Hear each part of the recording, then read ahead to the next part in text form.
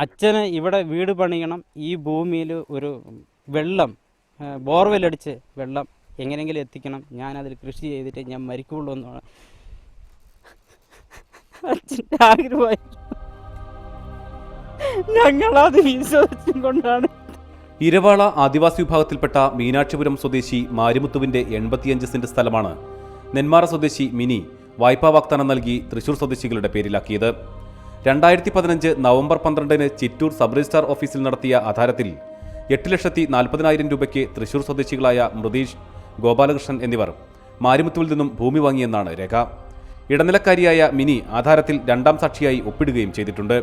അപ്പോഴാണ് വായ്പയ്ക്കായി അപേക്ഷയിൽ ഒപ്പിട്ടതെല്ലാം ആധാരം നടത്താനായിരുന്നുവെന്ന് മാരിമുത്തുവും കുടുംബവും അറിയുന്നത്. ഞങ്ങളിങ്ങനെ ഒരു ചതിക്കുള്ളിൽ ഞങ്ങൾ ഇത് അറിഞ്ഞതിൻ്റെ തലേ വ്യാഴാഴ്ച ഞങ്ങൾ എന്തിനു ജീവിക്കണം മരിക്കണം എന്നുള്ളതൊക്കെ ഒരു തോന്നലൊക്കെ തോന്നി. എന്നിട്ട് ഞങ്ങൾ വിചാരിച്ചു എന്തിനും നമ്മൾ തെറ്റ് ചെയ്യാത്തവർ എന്തിനും മരിക്കണം എന്നുള്ള ഒരു ഇതുകൊണ്ടാണ് ഞങ്ങൾ പിന്നെ ജീവിച്ച് എങ്ങനെയെങ്കിലും ഇത് വാങ്ങിച്ചെടുക്കണം എന്നുള്ള വന്നു.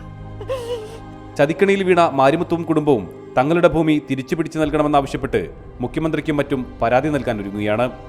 ക്യാമറാമാൻ പ്രജിത് കോങ്ങാടിനോടൊപ്പം പ്രസാദ് ഉടുമ്പിശ്ശേരി, റിപ്പോർട്ടർ, പാലക്കാട്.